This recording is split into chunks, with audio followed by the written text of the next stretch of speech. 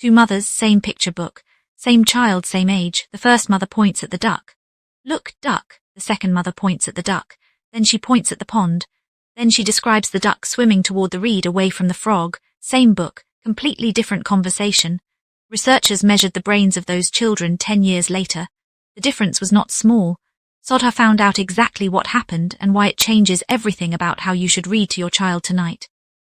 A study at 2 different universities examined how American and Japanese mothers actually talk during picture book reading with their Barbies from just 6 months old. American mothers were significantly more likely to focus on the main object in the picture.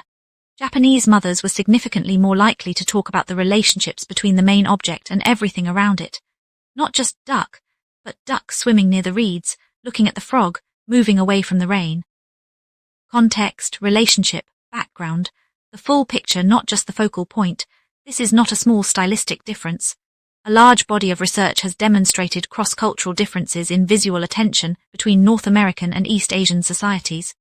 People in the US tend toward analytic attention, focusing on the main object. People in Japan tend toward holistic attention, noticing the main object within its full context. And the critical finding is this: these differences begin emerging in infancy, shaped by exactly these kinds of small daily interactions, including how a parent talks during story time. Here's why this matters enormously for your child's brain development. Holistic attention, the Japanese style, trains the brain to notice systems, not just items. A child who learns to see how the duck relates to the pond, the frog, and the reed is building neural pathways for contextual thinking, empathy, and pattern recognition. A child who learns to see only the focal object is building neural pathways for analytical categorization. Both have value, but only one is being consistently developed in most Western reading interactions, and it is the narrower of the two. Japanese parents tend to draw their children's attention to the consequences of actions and often stimulate the sense of empathy by referring to the effective outcomes of conduct on another person. Even in a simple picture book, a Japanese parent might ask, "How do you think the frog feels when the duck swims away?" This is not a literature lesson. It is a daily empathy-building exercise practiced during every reading session from 6 months old, thousands of times before the child starts school. So here is exactly what to do tonight with any book your child already owns. Stop pointing only at the main character.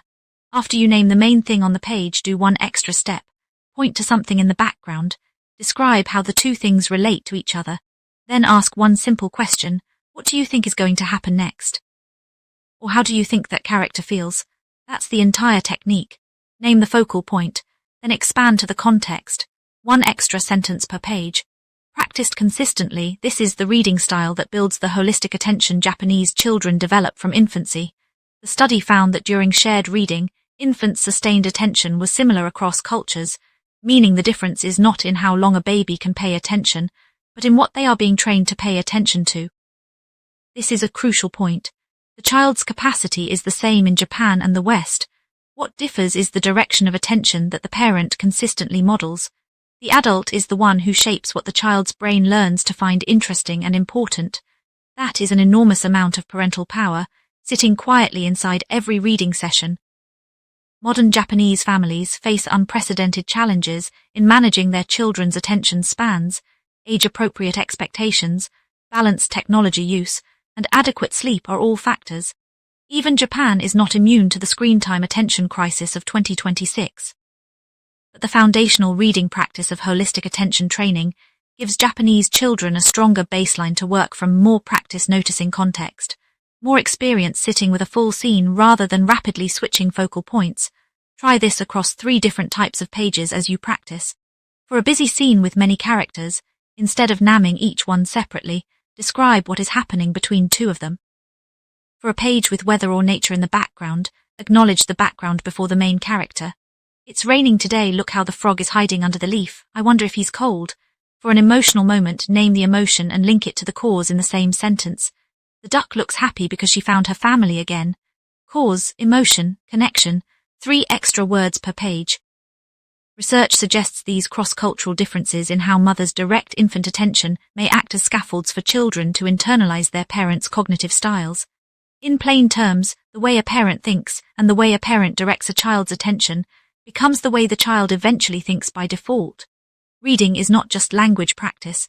Reading is cognitive style training, performed daily, starting in the first months of life with every page turn. You do not need to change your entire parenting approach. You need to change one sentence per page during story time. One sentence that moves from the focal object to the context around it. Done consistently over weeks and months, this small shift trains the brain toward the kind of holistic, contextual attention that Japanese children develop from infancy, and that the research now connects to stronger empathy, pattern recognition, and social awareness in later childhood. So here is what Sodhar wants you to remember. The book in your child's hands tonight is not just a story. It is a tool for building the exact kind of attention you want your child to carry into every classroom, every relationship, and every challenge they will ever face. Point at the duck. Then point at the pond. Then ask what the frog is thinking. That one extra sentence repeated every night for years is the whole difference between a brain that sees objects and a brain that sees the world. Comment below, what book are you reading with your child right now? I want to know. I read every single comment. Cherry Blossom,